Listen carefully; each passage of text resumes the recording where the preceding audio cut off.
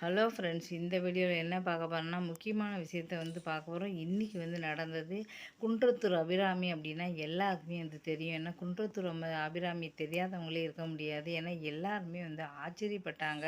ஏன்னா பெண்கள் குலத்துக்கே ஒரு அவமானம்னு சொல்லலாம். இப்படி ஒரு பொண்ணு இருப்பாங்களா அப்படின்னு தெரியாதவங்களுக்கு சொல்கிறேன். டிக்டாக்ல ரொம்ப ஃபேமஸாக பாட்டெல்லாம் போட்டு ரொம்ப இருந்ததுனால அவங்களுக்கு ஏகப்பட்ட ஃபேன்ஸ் இருந்தாங்க.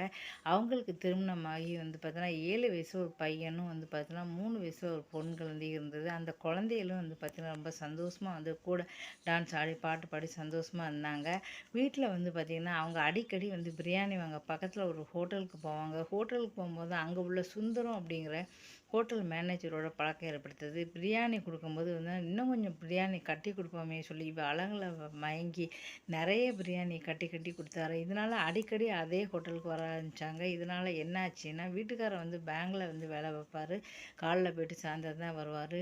தன்னோட மனைவியோட நடத்தையில் சந்தேகமாக இருந்துச்சு. அவர் ஏற்கனவே சொல்லியிருக்காரு, நான் கேமரா வீட்டில் வைக்கட்டுமான்ட்டு. அதுக்கு அவங்க பயங்கரமாக சண்டை போட்டு கேமராலாம் வைக்கக்கூடாது அப்படின்னு சொல்லிட்டாங்க.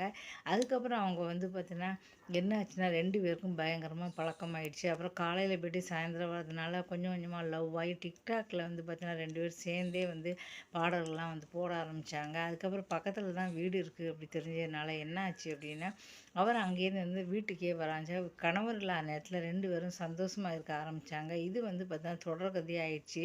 அவருக்கும் ஏற்கனவே திருமணம் ஆயிடுச்சு. திருமணமாகி குழந்தை இல்லை. அதுக்கப்புறம் நம்ம 2 பேரும் ஏன் சேர்ந்து வாழக்கூடாது அப்படின்னு நினச்சாங்க.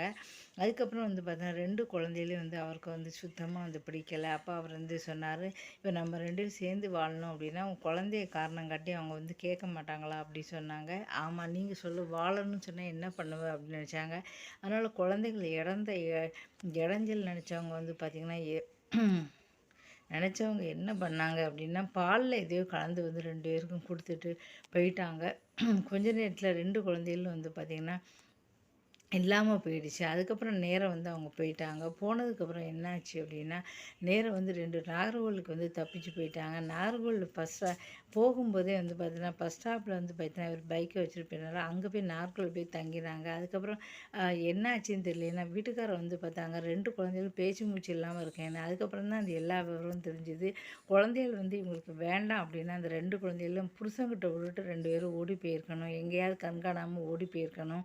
ஆனால் அதை விட்டுட்டு அந்த குழந்தையில இல்லாமல் பண்ண இந்த ஒரு பெத்த தாய் தன்னுடைய 10 மாதம் சுமந்த அந்த குழந்தைய எப்படி தான் அந்த தாய்க்கு மனசு வந்தது தெரியல. உண்மையிலே தாய் தானான்னு தெரியல. அத்தனை பேர் திட்டினாங்க. அதுக்கப்புறம் ஒரு வேளை சுந்தரத்தை வச்சு ஃபோன் பண்ணி எங்கே இருக்குன்னு கேட்க சொன்னாங்க. நாகர்கோவிலில் ரூமில் இருக்கேன்னு சொன்னாங்க. உடனே பார்த்தோன்னா நேராக போய் கூட்டிகிட்டு வந்துட்டாங்க.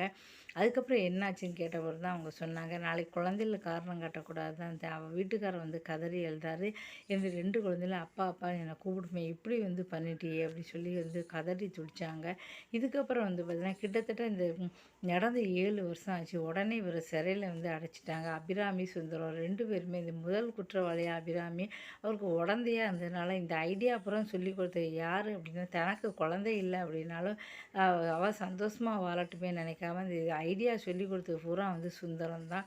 அவர் 2வது குற்றவாளி ஜெயிலுக்குள்ளே அடைச்சாங்க. இன்றைக்கி பார்த்திங்கன்னா தீர்ப்பு வழங்குறாங்க. தீர்ப்பில் என்ன வழங்குறாங்கன்னு சொல்லிட்டு எல்லாருமே பார்த்துக்கிட்டு இருந்தாங்க. ரொம்ப எல்லாருமே பார்க்கும்போது தான் இன்றைக்கி காஞ்சிபுரத்தில் என்ன சொல்லியிருக்காங்க அப்படின்னா வாழ்க்கை ஃபுல்லாகவே பார்த்திங்கன்னா ஜெயிலில் தான் இருக்கணும்னு சொன்னாங்க. அதை கேட்டு அபிராமி கதறி அழுதுருக்காங்க. முகத்தை மூடிட்டு அங்கேருந்து கதறி அழுதுருக்காங்க. எப்படியாவது சரி ஒரு 5 வருஷமோ 10 வருஷமோ ஜெயிலில் போட்டு வெளியில் விட்டுருவாங்க. அதுக்கப்புறம் பார்த்தோன்னா சுந்தரமும் தானும் சந்தோஷமாக வாழலாம் அப்படின்னு நினச்சிருந்தாங்க. ஆனால் பார்த்திங்கன்னா இப்போ என்னாச்சு கொஞ்சம் கூட ஒரு குற்ற உணர்ச்சியே கிடையாது. உண்மையிலேயே இவங்க தாய் தானான்னு சந்தேகமாக இருக்குது. பெண் குலத்தையே ஒரு அவமானமாக இவங்க பார்த்தீங்கன்னா இப்போ அருமையான தீர்ப்பு சொல்லி எல்லாரும் பாராட்டிகிட்டு இருக்காங்க. இனிமேல் பார்த்தீங்கன்னா எத்தனை வருஷம் உயிரோடு இருக்காங்களோ அத்தனை வருஷமும் வாழ்க்கை ஃபுல்லாகவே அந்த ஜெயிலில் தான் கழிக்கணும். இப்போ எப்போ இந்த வாழ்க்கை ஃபுல்லாகவே ஜெயிலில் தான் இனிமேல் வெளி உலகத்தை அவங்க பார்க்கவே முடியாது. வெளியில் சந்தோஷமாக புது ட்ரெஸ் போட்டுக்கிட்டு ஆனந்தமாக சந்தோஷமாக சுற்றிக்கிட்டு இருக்கலாம். இருக்கலாம், அப்படி தான் சுந்தரத்து கூட இருக்கலாம்னு நினச்சி தானே இவங்க இப்படி பண்ணாங்க. இன்னுமே வெளி உலகத்தையே இவங்க வந்து பார்க்க முடியாது. சாவரந்தனி 2 பேருக்கும் இதான். நான் இதை கேட்டு எல்லாருமே வந்து பார்த்தீங்கன்னா பயங்கரமாக அபிராமி வச்சுட்டாங்க. சரியான ஒரு தீர்ப்பு அப்படி சொல்லி எல்லாருமே சொல்லியிருக்காங்க. நீங்கள் என்ன நினைக்கிறீங்கிறத மறக்காமல் வந்து சொல்லுங்கள்.